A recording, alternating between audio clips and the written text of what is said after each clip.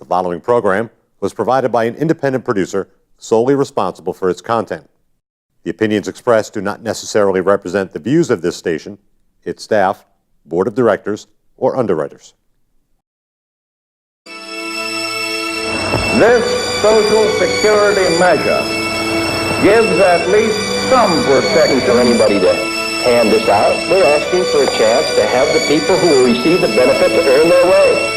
The same principle established under the Social Security system in this country. It is no longer acceptable to discuss women's rights as separate from human rights. I know we can come together to face down the challenges of our own time. Hello and welcome to New England Democrats. New England Democrats, where we talk about politics from a democratic point of view. I want to welcome you today to the program, and we're very honored to have with us Senate candidate, state Senate candidate, Melanie Levesque. Melanie's from Brookline, New Hampshire, and will be running for the Senate District 12. Welcome to the program, Melanie, and thank you for coming. Thank you for having me, Skip. And how long ago did you decide to run for the Senate? Well, in November, I firmly decided that I would be running for Senate last November. So quite a while now. Yeah, it's been several months. And previously you've had experience in the House of Representatives. Yes, I was a representative for Hollis, Brookline, and Mason for 6 years. Hollis was in my district for only 4 years because of redistricting. Redistricting. Yeah. So three terms in the state legislature. Right. So that gave you plenty of experience to know what's going on with the Senate. Yeah. And so on. And so why did you decide to run? Well, I've always been very civic-minded, and I enjoy volunteering and being a part of making change, speaking up for what is right. And as a representative, we passed a good deal of very good legislation, I felt, ranging from education to healthcare to taking care of the environment, for civil rights, marriage equality, things like that. So we created good law, and I know that it can be done.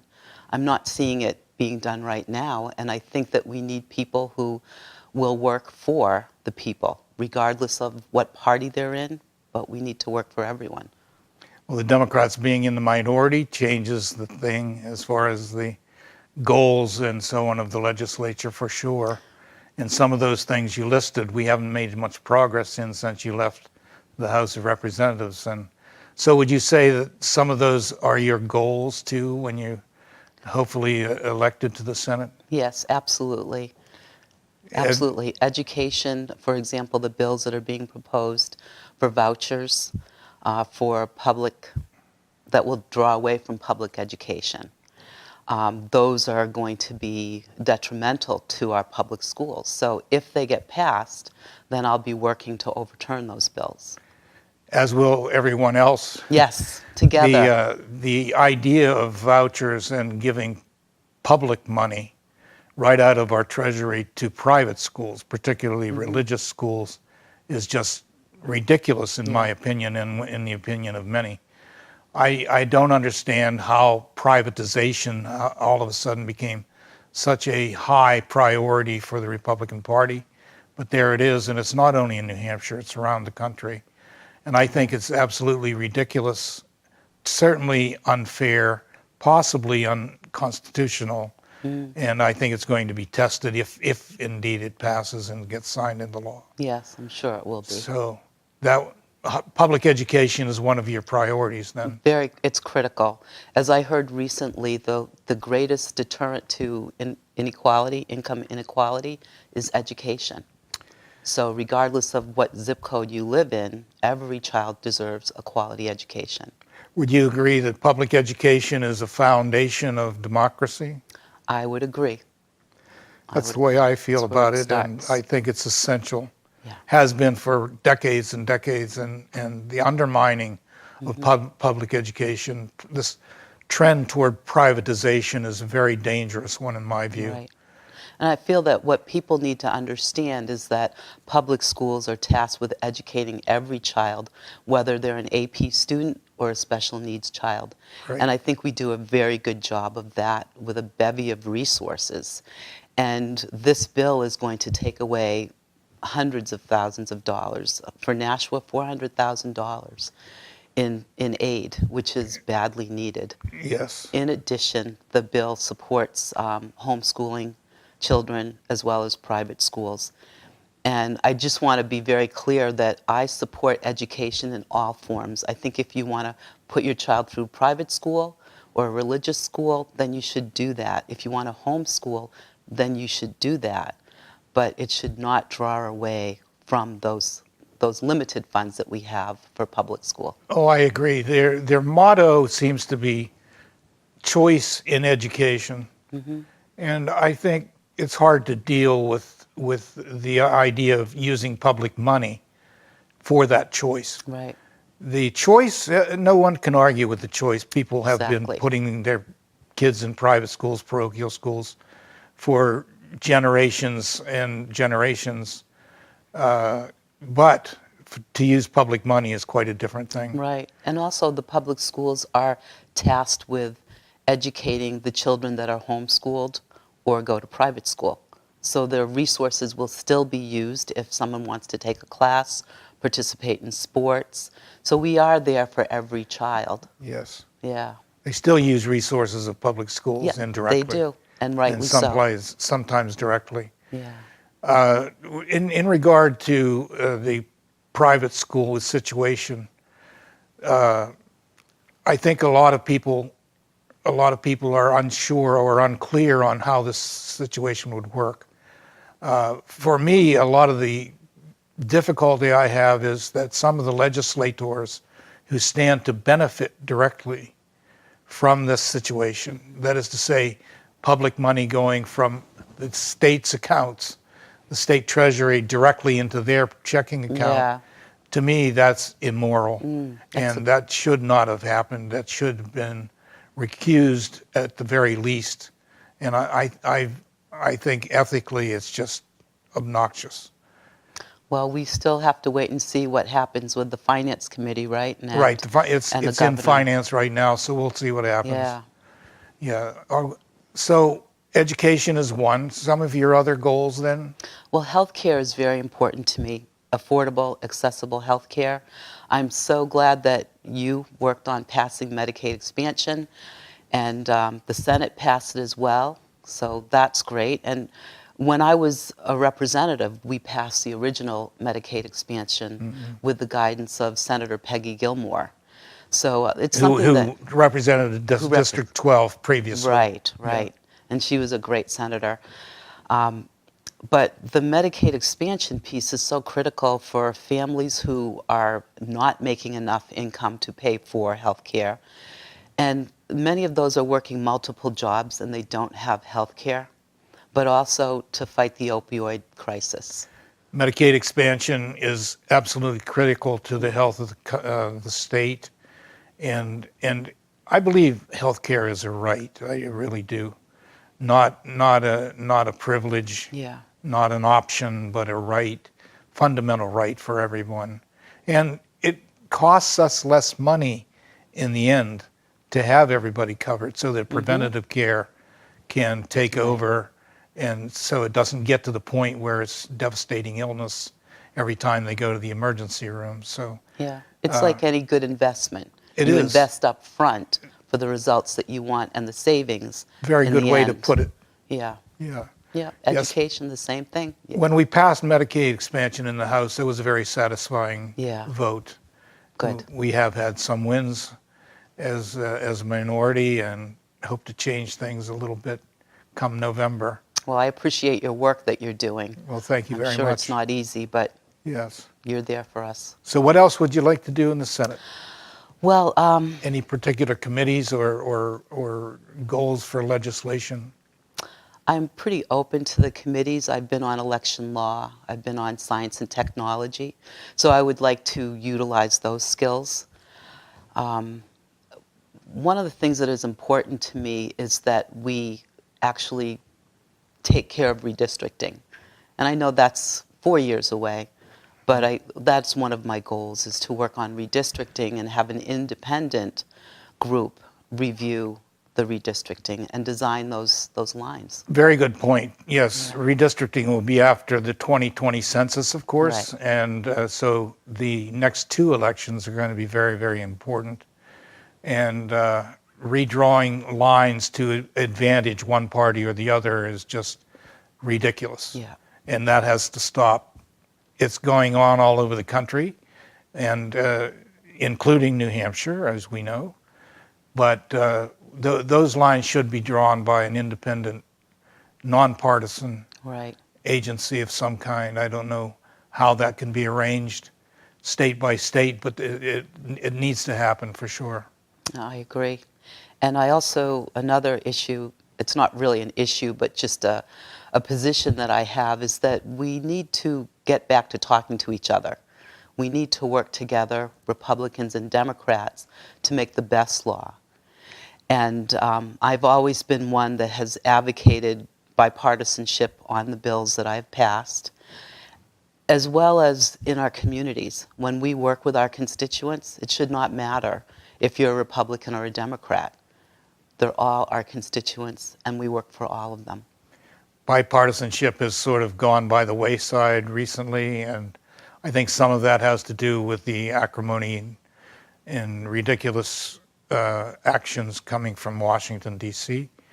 But we've seen a little bit of it here, too, in New Hampshire, where people just don't talk to each other, don't work across the aisle, as it were. I think that there's a lot to be said for bipartisanship, because the state is pretty evenly divided in three by Democrat, Republican, and Independent. And they all, no matter the label, they're all our constituents. Exactly. And the needs of the people the needs of the people are irregardless of the label, party label or non-party label. So you think your House experience will help you in this Senate, should you be elected then? I think my House experience and my life experience will help. Living in Brookline, serving in Hollis, Brookline, and Mason, we have somewhat conservative towns. So being able to talk with different people and to work together is something that I've done all my life, and I do in my town as well. And it will serve me well in Senate, as well as knowing quite a few of the great representatives that we have in Concord. So Well, I have that ability to work with our own party as well, and Republicans and Democrats, to help rally for a bill, to help advocate for a cause. Now, District 12 goes from Nashua to Rindge along the Massachusetts border. Right. A very long, extended, Very long. unusually shaped district, but it includes three wards of Nashua. And you grew up in Nashua. I did, Yeah. yes. So you went to Nashua schools. Nashua schools. I grew up in Ward 1. I went to Broad Street School, and every time I drive down Broad Street, I just get a little, nostalgic. But I went to Nashua High when it was Elm Street School, and we were the last class to graduate from Elm Street. I went to college in Nashua with Daniel Webster College, Southern New Hampshire University, so the community college as well. So you have a strong connection yeah. to Nashua. Yeah, I'm glad And- to be back. And those three wards Right. would be very familiar to you. Yes. Yep. Yeah. So what else do you think would be a goal as far as legislation? Well, as far as legislation, I think that the issues around the opioid crisis are looming, and we need to take some affirmative action on how to reduce the opioid crisis and how to alleviate this, starting with young children and just prevention, awareness and prevention. And of course, it would have to be age appropriate, but with the recovery as well, and supporting organizations that work with recovery. So that crisis, I think education funding is always a challenge, and we're really going to have to take a hard look at that, because I understand that the property taxes are just continue to grow. So we've got to take a hard look at that. Well, funding is always an issue. Funding and- Whether we're talking education or healthcare. Or anything. Or opioid addiction recovery and so on. Mm-hmm. But, I mean, one of the things that unfortunately happened this year in the budget was the tax cuts for businesses, $100 million Right. in business tax cuts, which they didn't even ask for, and which Yeah. exited the state in most cases because the big box stores, for example, got tax cuts in. And it's just not helpful. $100 million could go a long way Right. in New Hampshire's budget. So Yeah. that was a very disappointing legislative coup there. Yeah. The point that you make that they weren't asked for, as Steve Marchand goes around talking about the New Hampshire climate, that's one of the things that he said is he talked with businesses, and none of them asked for a tax cut. They asked for the best place for their employees to raise their families and for skilled workers. They need workers. They need skilled And workers. they're having trouble recruiting enough workers. And some of our legislative issues and initiatives need to address that problem. Housing, public Housing, transportation, Right. Exactly. and education in terms of cost of college in particular. So we need to keep young people here. Too many Yes. people are leaving either for education or work or other reasons, and we need to address that. And I understand that the rail study was passed, Yes, correct? So that's a good start. another right? win. That went to the Yeah. Senate, and hopefully it'll get a positive vote in the Senate as Good. well. And our mayor, Mayor Donches, supports the rail as well. Oh, yes. Yes. As does the Board of Aldermen Good. and just about everybody else in Nashua, Yeah. including all the businesses. Good. Chamber of Commerce is really very excited about the rail study getting passed. Well, even people in Brookline and Hollis talked to me about the importance of rail. Well, they would So- benefit as well. Absolutely. Yeah, and it's a two-way street. It's not only getting people from this area to Boston, but we need to get the tourists and the shoppers and workers and everybody else from Massachusetts back into New Hampshire as well. Right. So it's a very, very important issue. Yeah, the rail study was passed narrowly, Yeah. but we did get it passed. And as I say, it just went through is being studied right now by the Senate Committee on Transportation. So we'll hope Okay. for a positive Let's hope result so. from the committee as well as the full Senate. So what are your feelings about the national situation?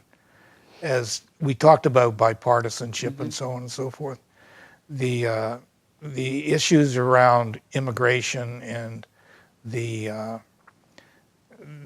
resurgence of what I call the resurgence of prejudice and racism Yeah. is a serious issue, and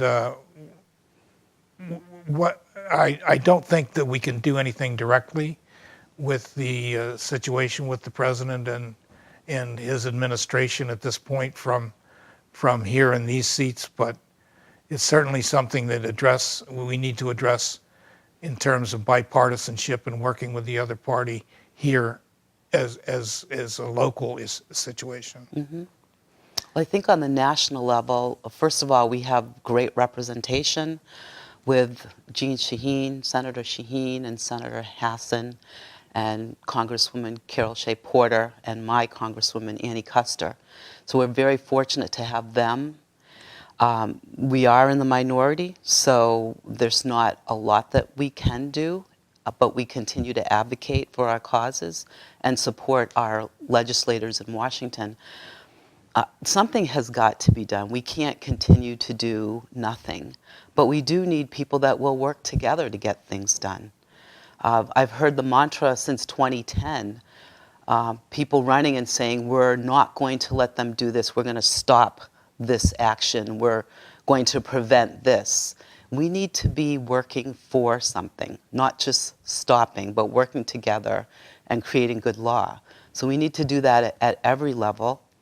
I believe that in November, if we're able to change the makeup of our House and our Senate and our governorship, that we'll be able to work on good law and work together. As I've always experienced, I've been in the majority for 6 years, I've served for 6 years. We always made good law and we always did it in a bipartisan fashion. So I'm very hopeful that we can move forward and get things done. I am discouraged at what is happening in Washington on a daily basis. And I've gotten to the point where my strategy is to pour that energy into knocking on more doors, making more phone calls, talking to more people so that we can change the election in November. Well, we're very proud of our delegation, our congressional delegation, as you say, all Democrats, all female, Yeah. and unique in the United States. And most importantly, they all four work well with the other party. And Annie Custer's been phenomenal in terms of working across the aisle. And so have Senators Hassan and Shaheen.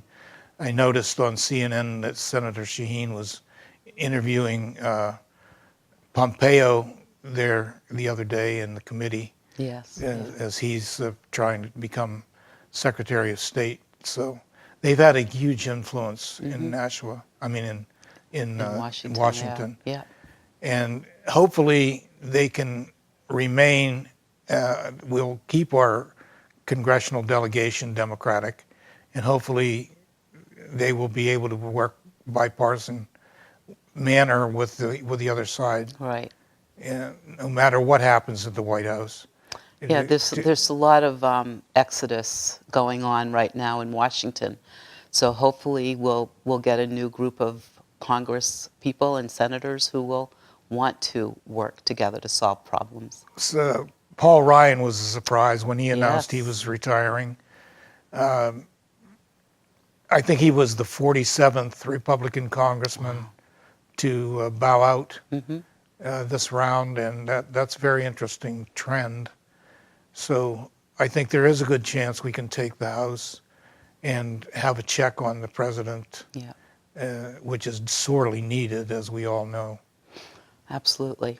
Well, as far as Paul Ryan is concerned, I think, I understand his rationale for not continuing to serve, and it would be very difficult to go to Washington every day and try to do your job and not really be able to. And it polarizes that absence from your family. You wonder, why am I doing this? I could be and probably should be with my family at this time. So.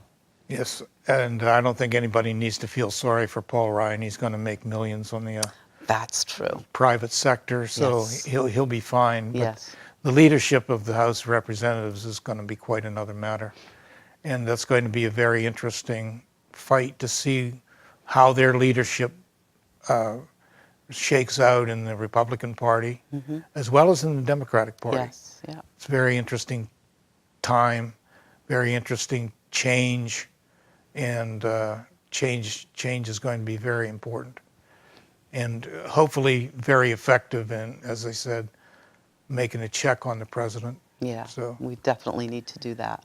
meanwhile, here in New Hampshire, we have a very similar situation. Yes. We have a Republican governor, Republican House and Senate, and that needs to change as well.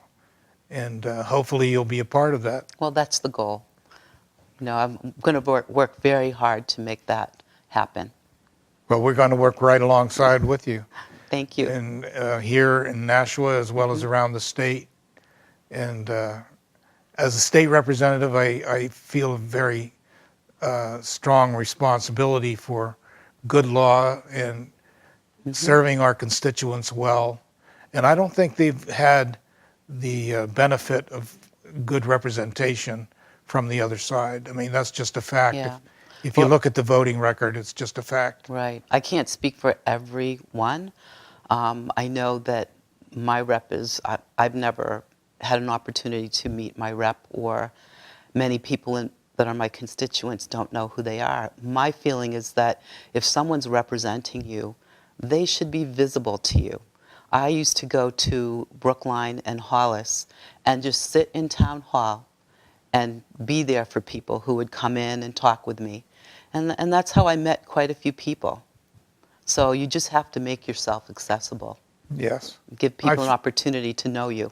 I agree. I feel it's very important to stay in touch with the constituents. Right. And emails and letters, however they wish to get in touch, and to be out there and to get a good idea of what their needs are. What are their needs? Absolutely. And what are their goals as constituents, whether it's potholes or state highways or broadband up north or whatever it may be. Or in Mason. Or Broadband in Mason. Actually, yes, close by. Yeah. It's a serious Yeah. problem. And speaking of which, infrastructure is a key element for the state. Infrastructure, obviously, we talked about public transportation, and that's key, but so are the roadways and bridges and broadband and water and safe drinking water and so on and so forth.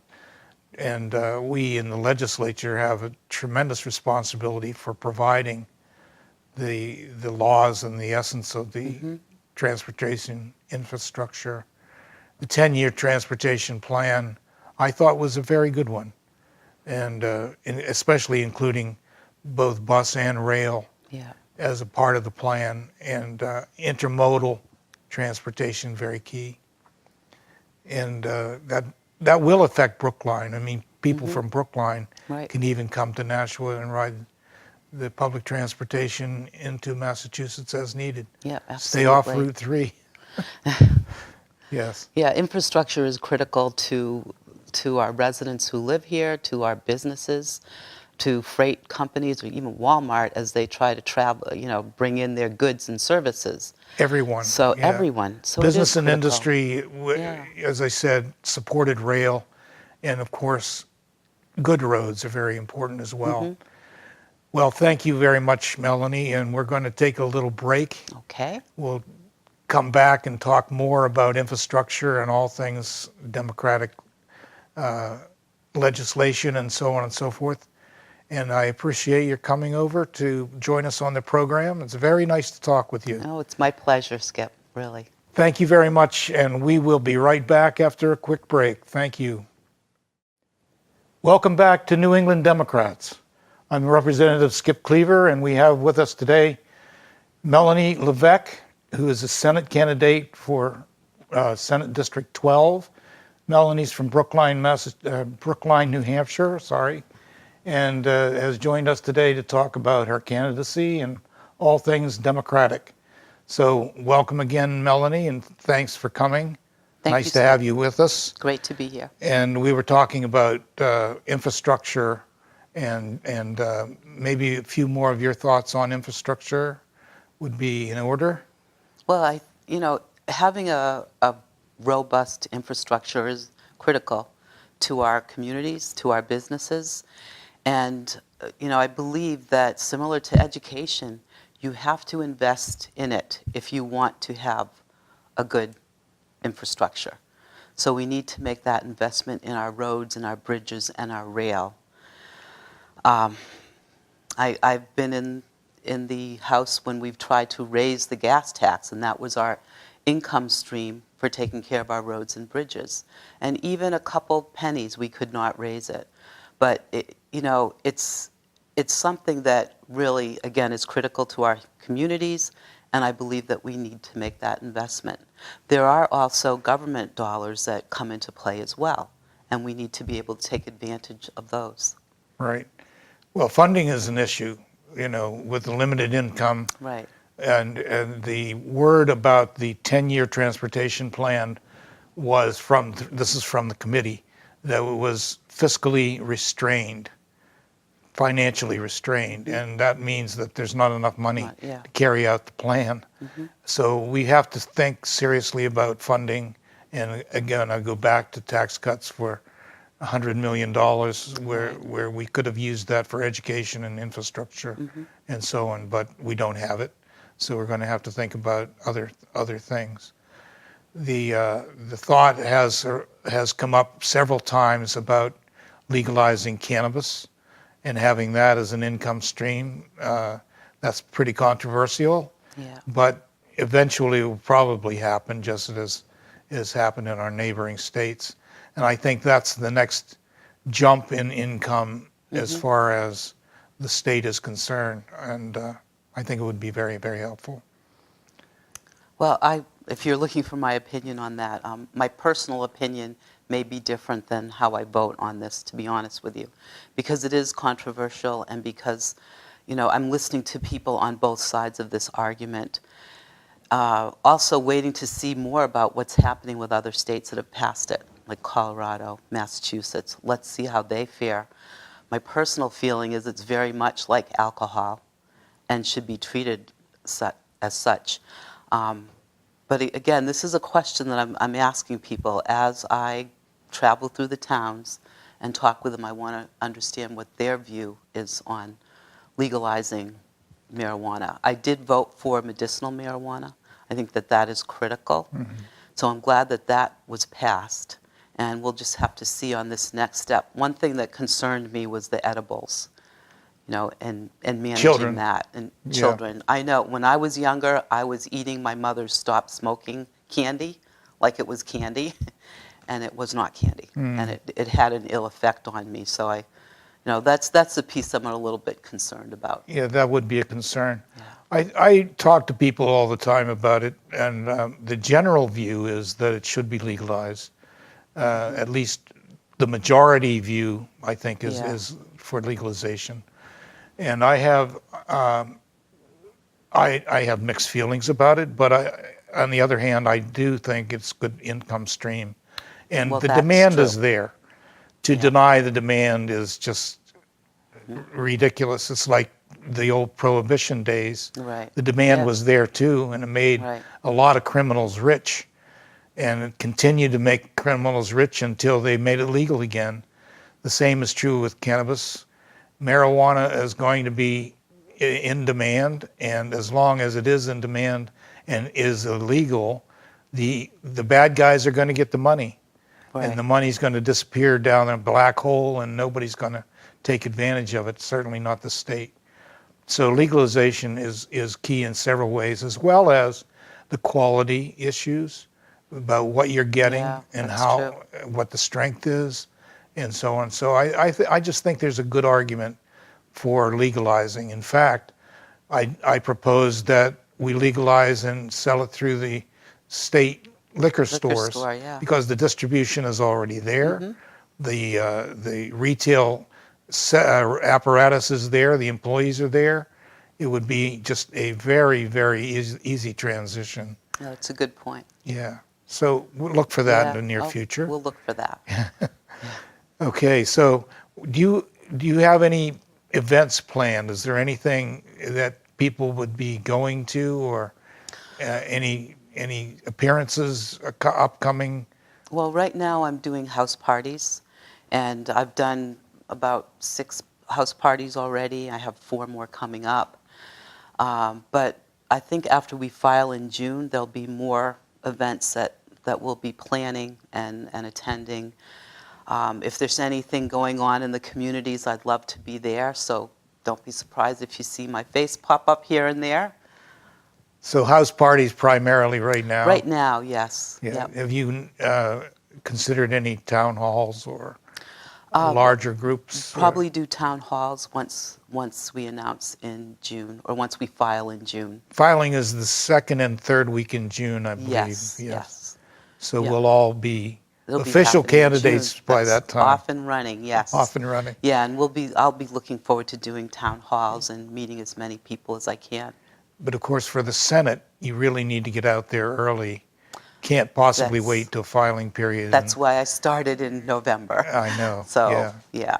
And you've had a good amount of visibility since. Yeah, it's been good. I've touched base with all of the towns, nearly all of the towns, and getting a great reception, meeting some wonderful people.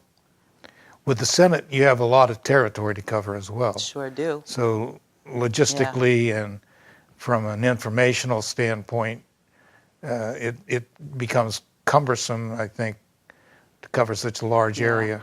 I believe it's about an hour to Ringe.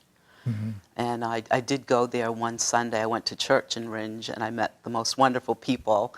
And that's another strategy. I do go to church in Brookline. I'm a trustee for my church. I was a deacon. And I also sing with a Christian rock band. Rock band? So, yeah, Oh, Christian rock. It's a lot of fun. It's Very- different than singing hymns. It's very soothing for me. I really enjoy it. But, that's another way that I meet people. I do things that I enjoy doing. But I'm also planning on going to the school meeting at Charlotte Ave because the superintendent, Mosley, will be there. So it's an open house. I'd like to go there, listen to what the concerns are that people have. So those type of things I really want to be engaged in so I can learn more about people's needs, their concerns, and meet more people. By the way, all 3 of my kids went to Charlotte Oh, Ave. really? Yeah, Yeah. it brings back some memories. Oh, sure. What a So- great neighborhood. Oh, it I've is. had Yeah. parties there. Yeah. Yeah. So any other hobbies besides your choir? I love to sing, as I said. I take voice lessons. I love to garden. I love my flowers from the minute they start poking their heads out. Hopefully we'll get some decent gardening weather soon. Yeah. so. Yeah, I like flowers. And I'm not going to say volunteering is a hobby, but it's something I'm also very passionate about. So currently I serve on the Hollis Brookline School Board, and I'm a member of the New Hampshire Endowment for Health Advisory Committee, so I work with them. Also a trustee for Brookline, for the town of Brookline. So you're very engaged in the Yeah. community. Very much so. Yeah. Now you have to broaden that community to Yes. include the whole District 12. Yeah. And I think that's a natural thing for me because all my life I've been that type of person that wants to be in the mix, get to know people. We had 711 students that graduated from high school, and I think I knew 90% of them. Excellent. So I'll be calling you. Hollis Brookline. No, that was in Nashua. Oh, that was in In Nashua. Nashua, yes. Okay. Hollis is not really quite that big, though. Okay. So, any other thoughts on joining the Senate as to what you want to accomplish there? We talked about that in the first segment, but Medicare, you mentioned expanding Medicaid expansion, I'm which is sorry, being Medicaid. passed, education bills, bills that are concerning the environment and energy policy are very important.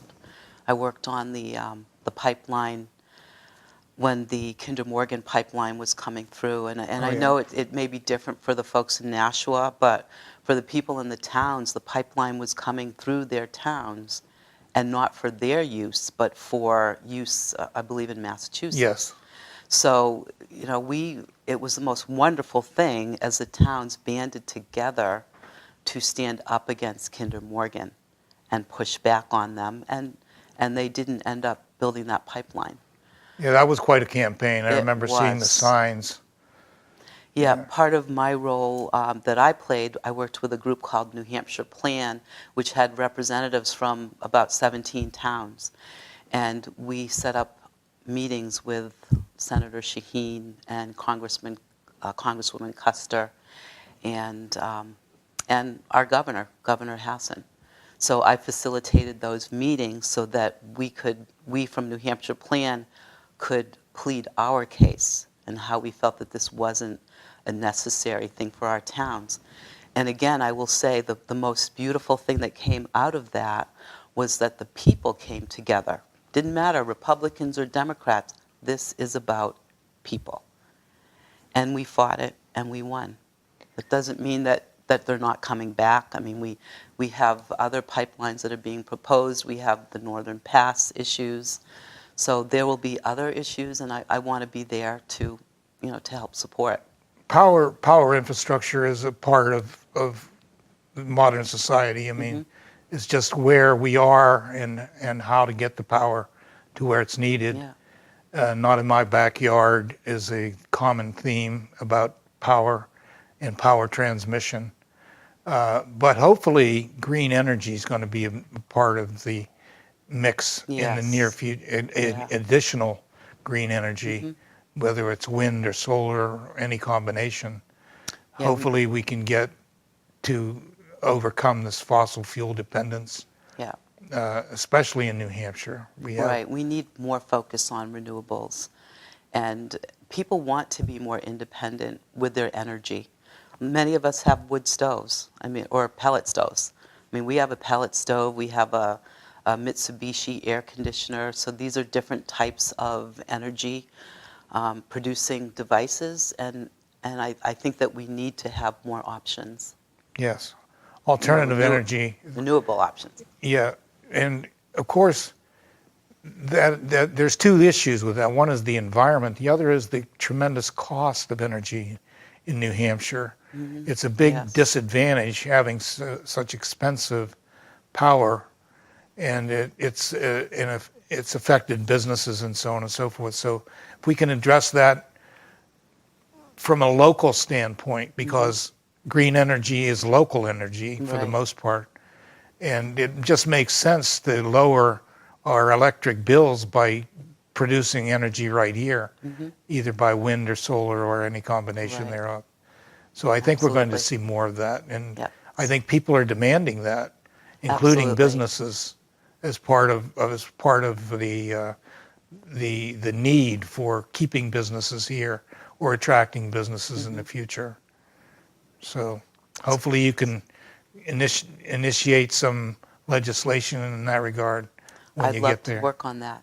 And I'll say another thing is that in the legislature, as you know, you get bills on everything from let's not tax barns to Medicaid expansion to pole attachments.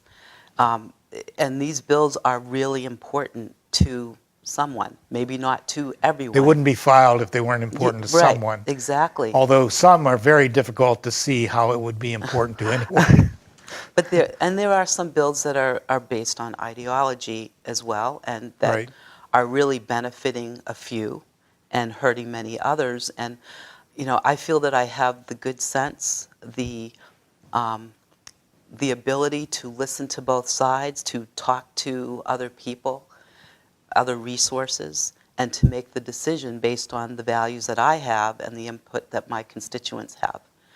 And I think that's a little bit different than what may be happening today. Your decisions can't be based on ideology when you're governing for all the people. And we have some very controversial issues, of course, Yeah. as any state would, whether it's reproductive health or sometimes controversial things are. It's clear what the controversy is. Other times we have controversies that are just created right here for no apparent reason, like opposition to seatbelts, for example. Totally baffles me. I can't Yeah. understand it. Live free or die becomes live free and die. Right. And the seatbelt issue is something that is poorly understood, because most injuries that happen to people who are not belted, when people are not belted, are to the other people in the vehicle, not to the person who isn't belted, because that person becomes a projectile. But anyway, Yeah, we digress. yeah. Well, There's a lot of controversies going on, and hopefully, Yeah. hopefully we can have good controversies and bad controversies, or but good decision making. good decision making, right? Good policy making. Yeah. So green energy is a very key element, I think, for everyone in the state, as is infrastructure, as we noted earlier. There are other items that are key to New Hampshire. Water, drinking water, for example. We have a lot of chemical infiltration, like around Pease Air Force Base, some other areas that have had certain kinds of industries, and that's got to be a key element for us. Absolutely. We need good, clean water, and it can't be polluted by companies. And if they do, they need to help be part of the solution, cleaning it up. And the air, of course. And the air. And This is- another issue that is come to developed in the recent years is climate change and the impact that it's going to have on our seashore. New Hampshire doesn't have a long seashore, but it's a very vital one as far as the state's economy and tourism and everything else. And it's going to be interesting to see how we can affect mitigation of climate change in the Senate and the House. Yeah. And I think we're going to see more and more of that in the next couple of terms. Well, regarding climate change, for those people that don't think it's real, they're putting our future at risk. And we would be negligent if we did not do our best and do all that we could to negate the effects of climate change. Yeah. Whether they be personal or whether it be a business. But this is a world that we're leaving for our children and our grandchildren. Right. And when you talk about clean air, clean water, a planet to live on, it all affects We only have one. our children. No, we only have one. The denial. Well, there are many The out there. denial is it just totally mystifies me. I don't understand it. It's clear scientifically. It's clear actually in terms of increased storms and sea level rise And the snow and- that we've been getting, and a lot of very odd weather patterns. good for skiing, but I mean, it used to be that how can it be global warming because there's so much snow and cold and so on and so. No, that's not what it is. It's climate change. Yeah. Climate change is the issue where weather patterns change, and whether it's heat in some areas or ultra cold in other areas, the shift in flooding and the hurricane intensity and so on. So climate change is the key. it's very important that we Yeah. do something about it. And I don't know that there's any legislation at the moment to address the issue, but it's certainly going to be important in the next term or two. So, well, I think we can look for working on that, even though Yeah. we're not near the coast right here. Still a state issue. Well, I believe when I was in office, I did work on RGGI, Regional Greenhouse Gases, and the Renewable Portfolio Standard. The goal of our governor, then Governor Lynch, was to have 25% renewables by 2025, and we're falling short of that. We're But behind. yeah, we Yeah. need to get back on track. Right. We owe it to our children and grandchildren We do. to get on track and stay on track. We do, absolutely. Yeah. So, what other issues were you going to try to address when you decided to run for the Senate? Well, when I decided to run for Senate, I can't say that there is a burning issue, one burning issue, as there was maybe several years ago. I mean, it used to appall me that people would treat gay and lesbian citizens poorly and not allow them to have the same rights. So civil rights is very, very important to me. So those are the That's issues. been another controversial Yeah. issue in Yeah, and State now House. transgender rights, which is being passed, hasn't been signed off on yet, but I think it's great that it's moving forward and being passed. My feeling is if you don't have your civil rights, you don't have anything. So again, as we move into the Senate vote in November, it's really about everything. It comes down to everything from education to healthcare to the environment. And here's one other thing for you, and that's decency. Because I think that we've gotten away from common decency. We've gotten away from talking with each other. I mentioned that earlier. Communicating with each other. People don't like each other for who they voted for or who they did not vote for. Or maybe they didn't vote, but we're all in the state of being angry with each other and demonizing. And I feel like it comes from the top down. And It definitely comes from the Yeah. top down. we've got to stop that. We've got to start communicating, talking, As I go around to my house parties, one of the things that I'm hearing quite a bit about is lack of trust in government. And I want to bring back trust in government.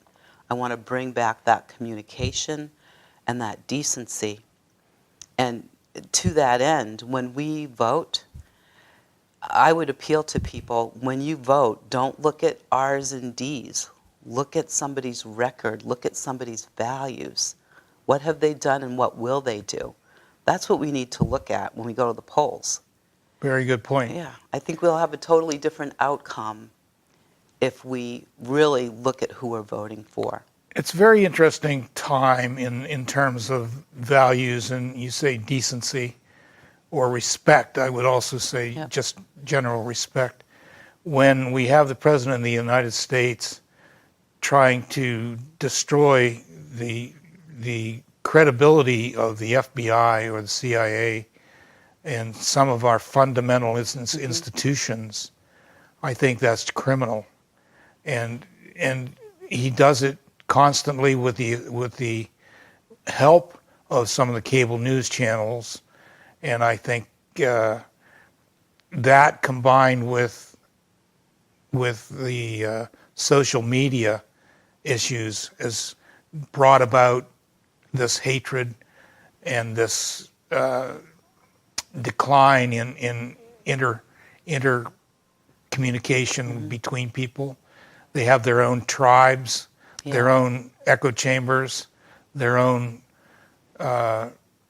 phone. You see people, they'll sit right next to you and they're on their phone and never say a word. Yeah. So I think it's a very interesting time, and we've got to change that. Right, and We've got to change that. very much agree. And we can change it. And we start by talking to each other. Even people that are different than we are, we talk with them. And everybody that I Yeah. talk to says the same thing. Yeah. It's just that they stay with their own Yeah. tribes and their own little circle. Right, but we're going to find that if we can break out of that we're going to have things in common. And even if we don't, we'll have a better respect for each other. I think it's terribly, the biggest change in our society to me is where you have some people demonizing others. Mm-hmm. Now, we always had some of that going on with institutional racism, for example, and some other issues like that. But to me, the social media situation has just changed everything. Yeah, it's a game changer. Game changer for sure. People hide behind that anonymity, and Yeah. they get very bold and brave. And my feeling is, go knock on their door and Yeah. talk to my face. Talk to people. Talk to my face. I think we need I worry about the younger generation who grows up looking at their phone constantly or playing video games as opposed to playing intersocially interactions, Yeah. social interactions, I should say. Whereas in younger days, we had games we played outside and Yeah. things to do with each other, and grew up with the communication skills that some of the younger generation doesn't seem to have. Well, I understand what you're talking about, and I think that we need more opportunities for our young people to interact with each other. But I will say that I've got some interns on my team that are just stellar. I mean, they're great communicators, they're civic-minded, and, I'm very hopeful that they are the youth of tomorrow.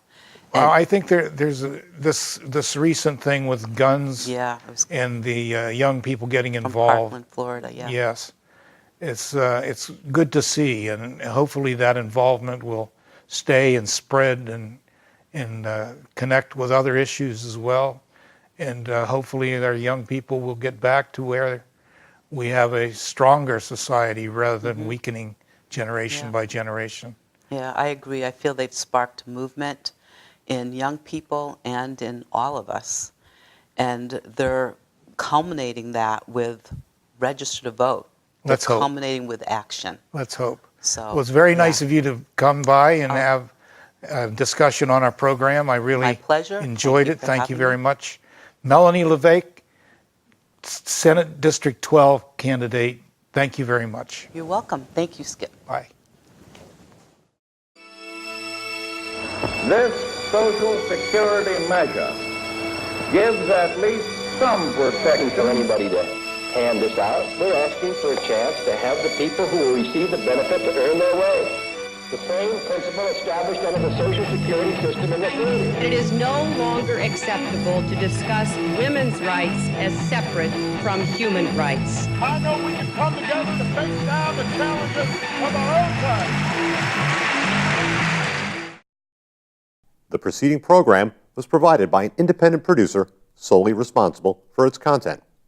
The opinions expressed do not necessarily represent the views of this station, its staff, board of directors, or underwriters.